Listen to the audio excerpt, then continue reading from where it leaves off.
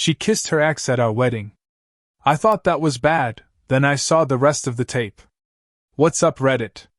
I never thought I'd be here airing my dirty laundry, but my life went from dream wedding to total nightmare. Faster than you can blink. I'm Jason, 29. A month ago, I married Rachel, 28. We dated for 4 years before tying the knot. She was charming, magnetic, always the center of attention. My mom adored her, my dad thought she was classy, my sister Emily called her a princess in heels. And me? I thought I'd hit the jackpot. The wedding was beautiful, church ceremony, huge banquet afterward, the whole fairy tale. My younger brother Evan, 25, filmed everything with his camera. At the time, I was too busy smiling, hugging relatives, and downing champagne to notice much. There was one moment, though, that stuck in my head. During the reception, I saw Rachel hugging her ex, Tyler, 30. Yeah, that ex, the one she swore she was just friends with, the one she insisted on inviting because it would be weird not to.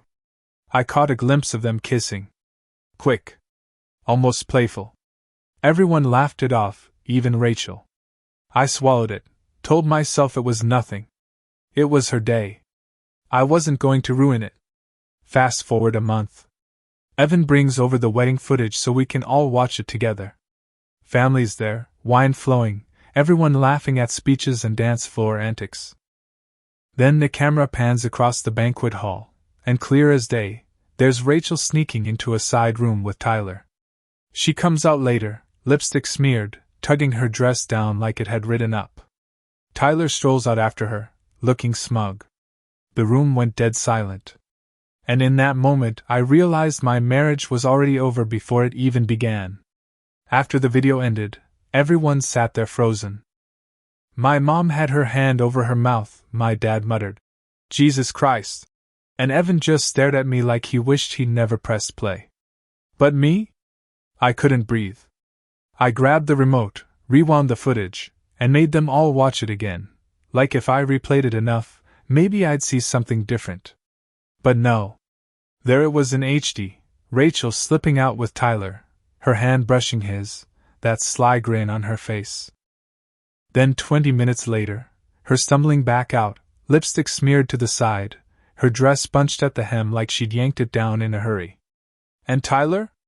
He followed behind her, his shirt untucked, running a hand through his hair like a man fresh from the best kind of trouble. I felt sick.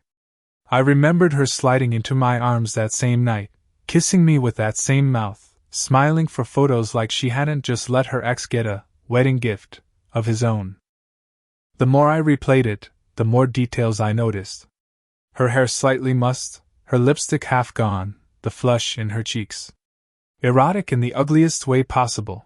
The kind of scene that would turn you on if it wasn't your wife on her wedding day with another man. I dropped the remote. My sister Emily started crying. My dad asked if I wanted the video turned off. But I couldn't look away. Because that tape wasn't just proof.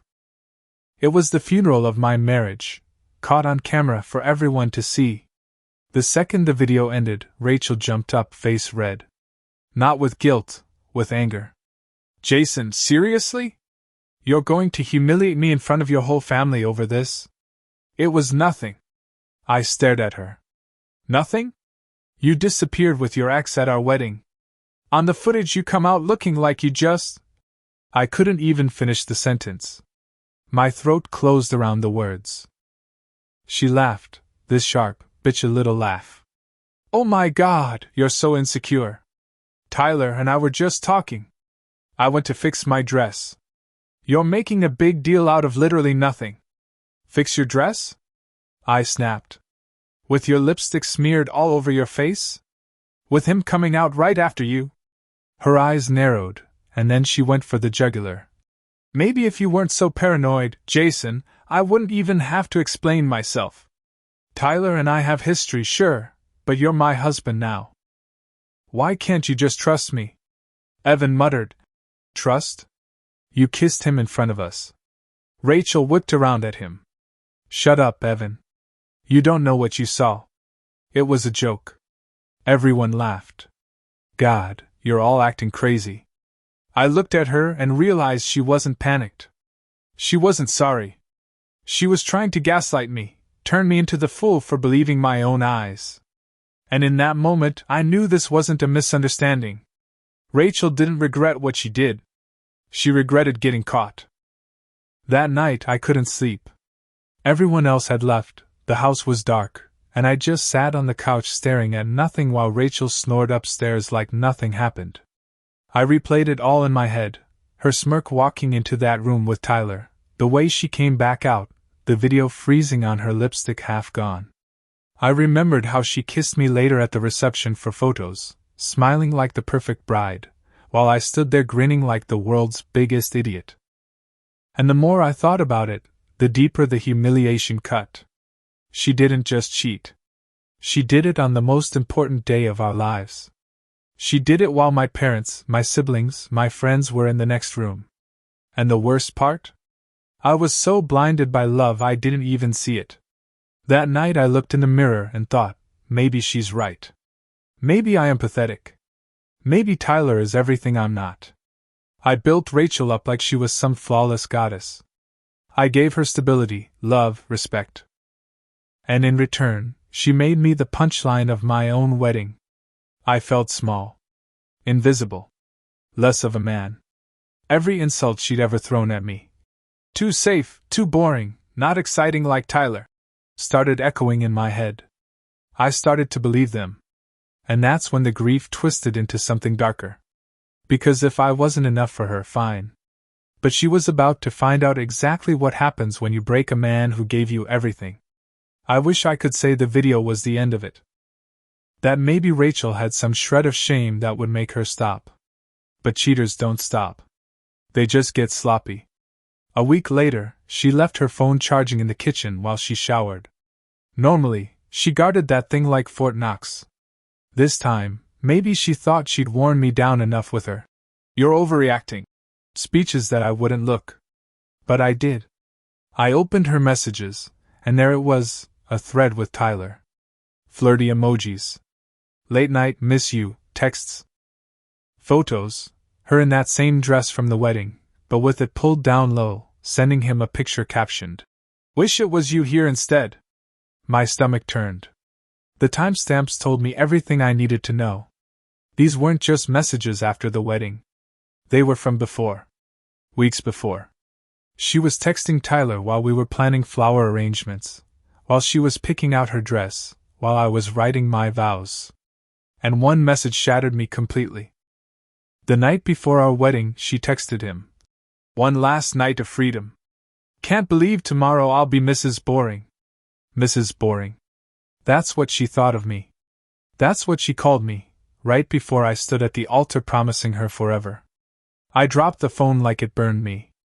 My chest felt hollow, my hands shaking so bad I couldn't even stand. The wedding video was a knife to the chest. The texts were her twisting it.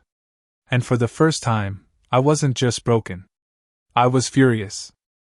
I waited until she came downstairs, hair still damp from her shower, scrolling Instagram like nothing was wrong.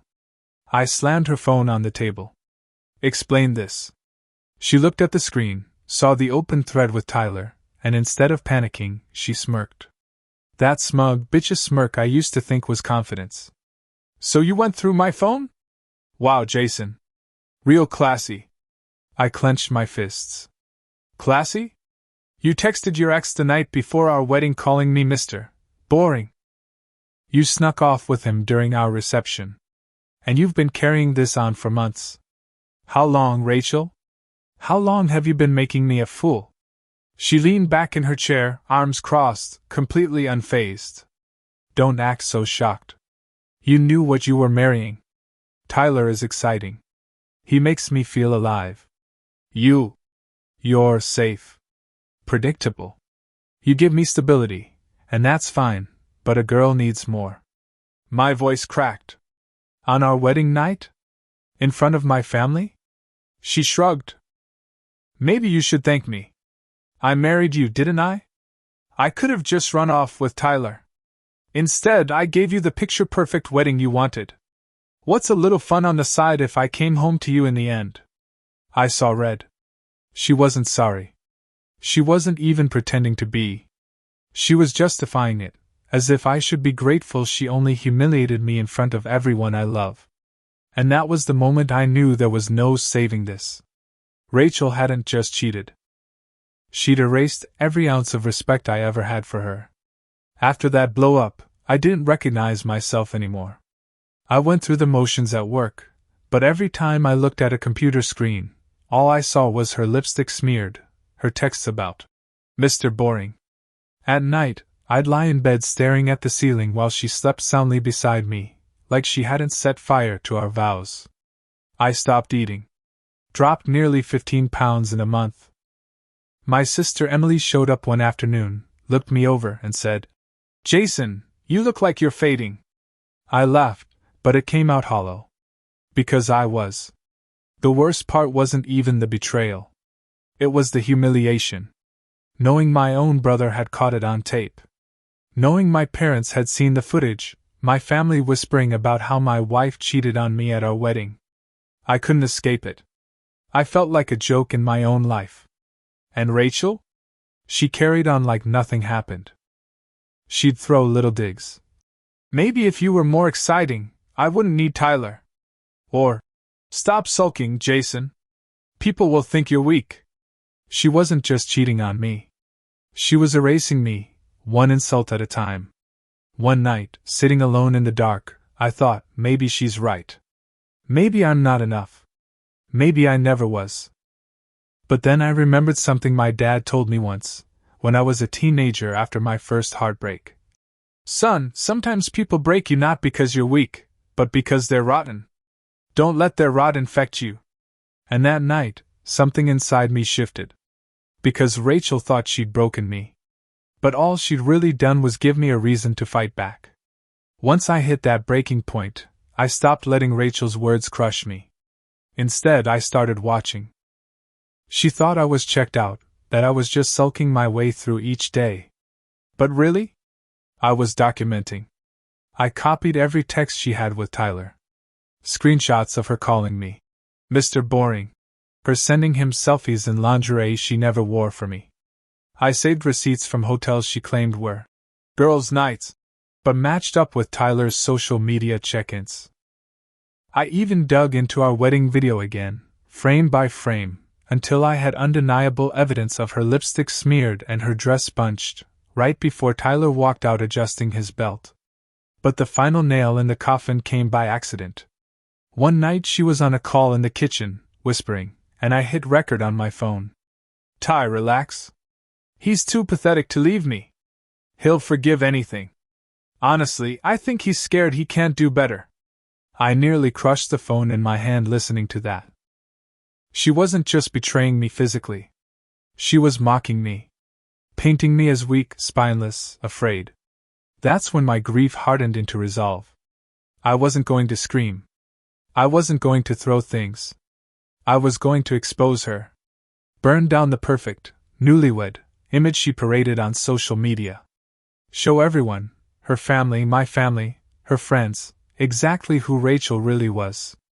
And when I was done, she'd never smirk at me again. The opportunity came quicker than I expected. Rachel's parents invited us over for a big family dinner, their way of celebrating our first months of marriage. The irony nearly made me choke. Rachel was glowing that night. Laughing, pouring wine, making toasts about how marriage is hard work but worth it when you've found your person. I swear, she looked me in the eye when she said it, daring me to call her out. But I didn't. Not yet. After dessert, her dad asked Evan if he'd brought a copy of the wedding video. Rachel's mom wanted to see it again. Evan looked at me, unsure. I nodded. "Go ahead."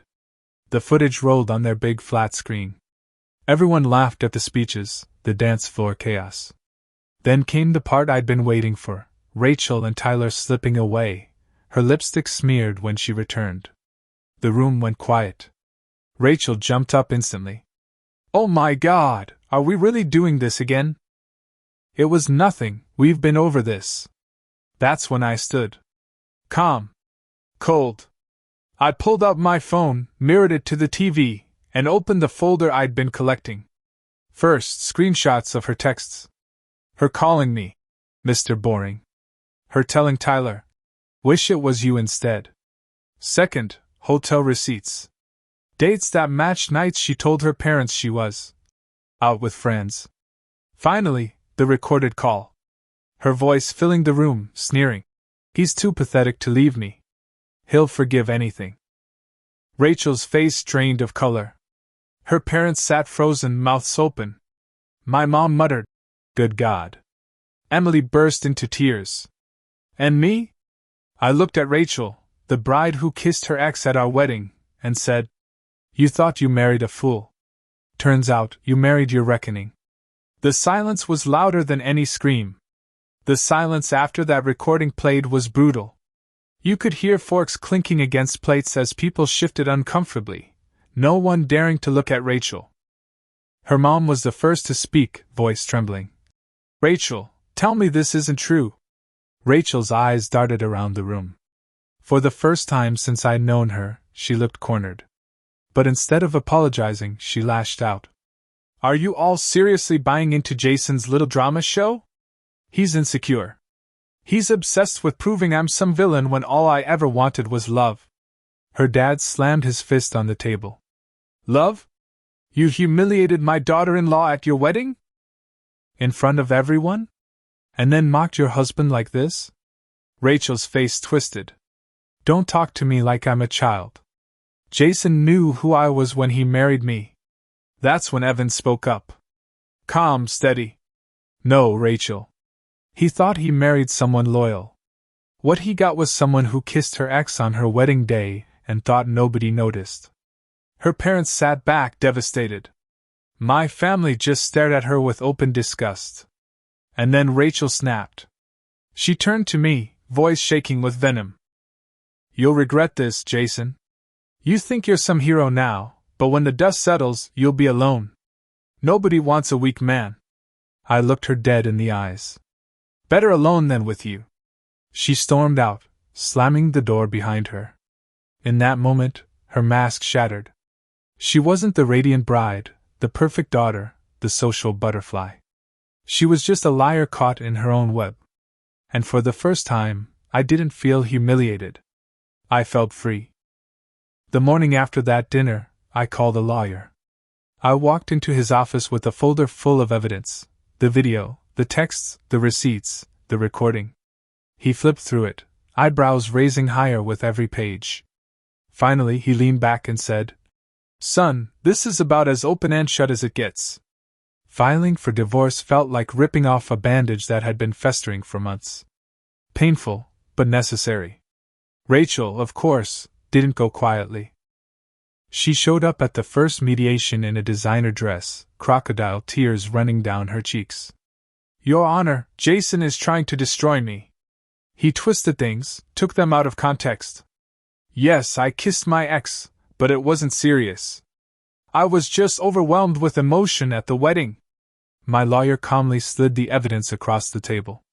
The judge scrolled through her texts, the one where she called me Mr. Boring, the ones where she arranged hotel meetups. Then the recording of her mocking me. The judge sighed. "Mrs. Carter, this is not a case of a harmless mistake. This is a consistent pattern of infidelity and deception, beginning on your wedding day." Her face drained of color. She turned to me, hissing under her breath, "You bastard! You'll regret this." But the court wasn't buying her act. Within weeks, the divorce was finalized. I kept the apartment, most of the savings, and my dignity intact. Rachel walked away with nothing but a last name she'd never get to wear proudly. And me? For the first time since that wedding video played, I felt like I could finally breathe. The marriage was over.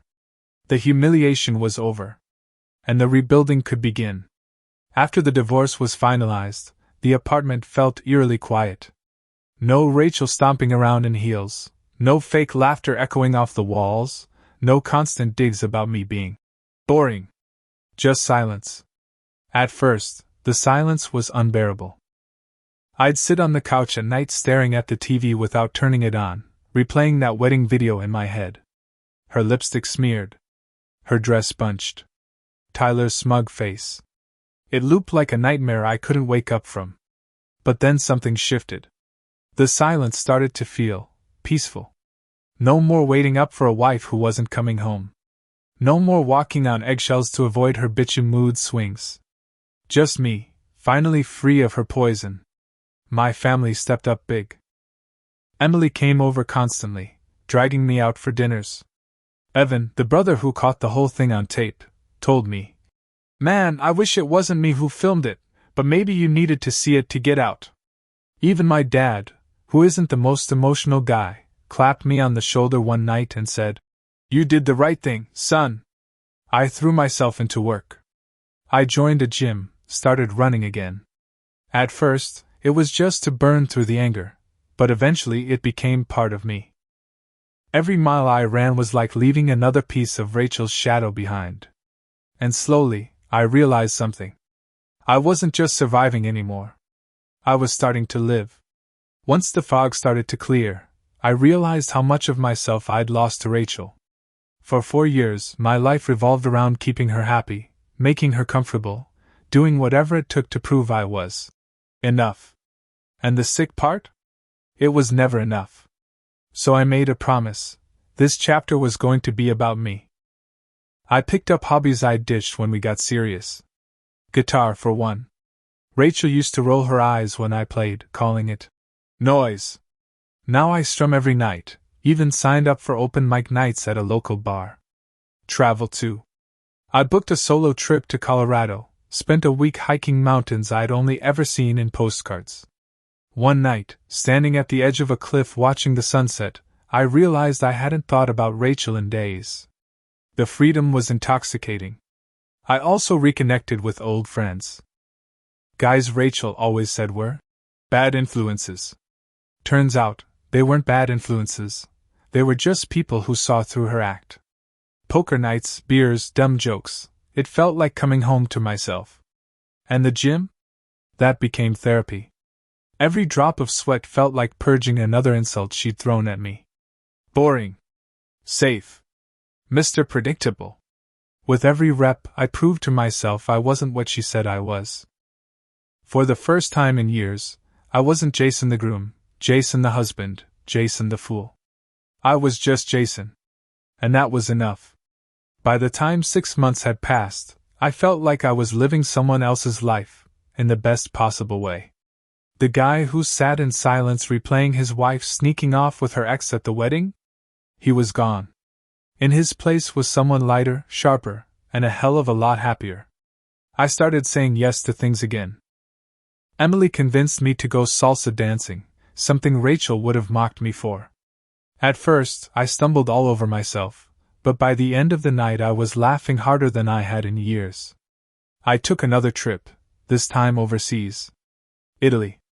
I ate pasta in Rome, got drunk on wine in Florence, and stood under the stars in Venice. Alone, yes, but not lonely. For once, I wasn't afraid of my own company. And then there was something I didn't expect. I met someone. It started casual, a friend of a friend at a hiking group. Her name's Lauren. She's nothing like Rachel. She doesn't crave attention, doesn't need to be the center of every room. She's funny, kind, and when she listens, she actually listens. We've only been out a handful of times, but it feels real. Steady. Honest. I'm not rushing anything. I've learned the hard way that love isn't about grand gestures or picture-perfect weddings. It's about loyalty. Respect. Showing up every damn day. And for the first time since my wedding imploded, I feel like maybe, just maybe, I could have that again. It's been almost a year since the night my brother's camera exposed the truth, my wife sneaking off with her ex at our wedding. A year since I sat there, watching her lipstick smeared on screen, realizing my marriage was already dead before it even started. I won't lie, it damn near destroyed me. The betrayal. The humiliation. The way Rachel twisted the knife, calling me Mr. Boring. Mocking me to her lover, telling him I'd never leave her because I was too pathetic. For a while I believed her. But here's what I learned, cheating doesn't mean you're not enough. It means they're empty. It means they'd rather burn everything down than face themselves. My revenge wasn't just exposing her in front of her family. It wasn't the divorce, or the evidence, or watching her life unravel. No, the real revenge was surviving her. Rebuilding myself. Traveling, laughing again, picking up my guitar, learning to dance, standing on mountaintops, and realizing I was never the boring one. She was. So if you're reading this because you're where I was, crushed under someone else's lies, here's my advice. 1. Trust what you see. Don't let them gaslight you into doubting your own eyes. 2. Gather your proof. Not for them, but for you. To walk away clean. 3. Expose if you need to. Lies rot in the dark, drag them into the light. 4. Rebuild for yourself. New hobbies, new friends, new places. Life doesn't end with betrayal, sometimes it finally begins. 5. Know your worth. You're not boring, weak, or pathetic. You're still here. And that's enough. Rachel thought she married a fool she could control. But what she really did was create a man who'll never be fooled again. And that, more than anything, is my freedom. I have many other stories. Go to my channel, subscribe so you don't lose us. Give me a thumbs up.